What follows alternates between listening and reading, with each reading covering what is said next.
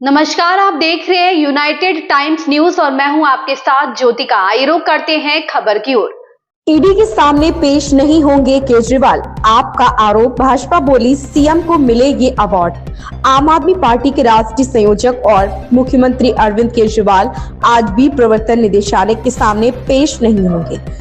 आम आदमी पार्टी ने ईडी के 7वें समन पर कहा कि सोमवार को मुख्यमंत्री केजरीवाल ईडी के ऑफिस नहीं जाएंगे क्योंकि अभी मामला कोर्ट में लंबित है, जिसकी सुनवाई 16 मार्च को होगी। आपने आगे कहा कि रोज समन भेजने के बजाय कोर्ट के फैसले का इंतजार करें। हम इंडिया गठबंधन का साथ नहीं छोड़ेंगे, हमारे ऊपर इस तरह से मोदी सरकार दबाव न बनाए।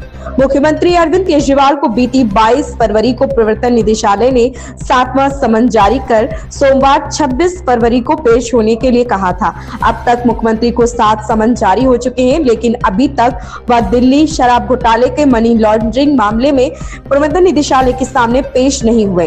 इससे पहले 14 फरवरी को छठा समन जारी कर 19 फरवरी को पेश होने के लिए कहा था, लेकिन केजरीवाल उस समन पर पेश नहीं हुए थे। उन्होंने कहा था कि अभी मामला कोर्ट में चल रहा है, इसलिए ईडी कोर्ट के फैसले का इंतजार करे।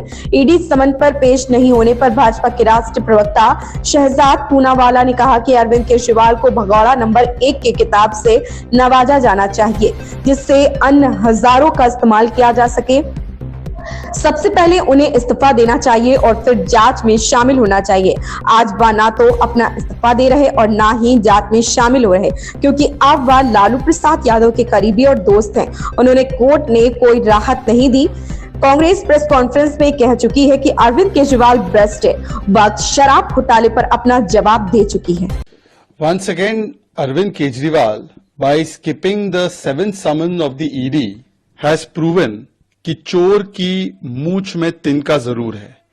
That Mr. Kejriwal, who wants a Nobel Prize, he should be given a Nobel Prize, but he should be given prize for being a Bhagoda number 1.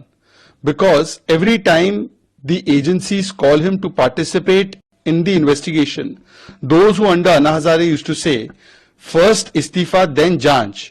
Today they will neither give their istifa, nor are they participating in janch, because they are now friends and allies of Lalu Prasad Yadav.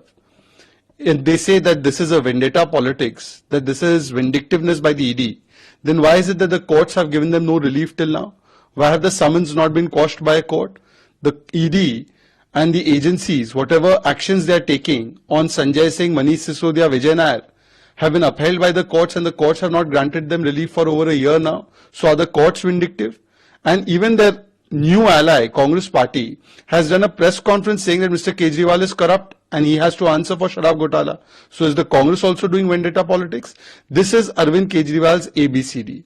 A for avoid summon, B for bhag jao from summon, C for cover up, and D for divert from summon, because he does not want to answer the question of Sharab Ghotala. He does not want to answer why 2.5 to 12% commission was done, why thousands of crore rupees was given to the Sharab Ghotalebaz, why blacklisted companies were allowed, why private sector was given wholesale. So instead of that, play a victimhood card, go on the run, become a bhagoda, and this after doing Bhrashtachar. So he should get a Nobel Prize for Bhrashtachar, for victimhood card, for playing this kind of ड्रामेबाजी and for avoiding and evading. इस खबर में बस इतना ही। बने रहिए United times news के साथ।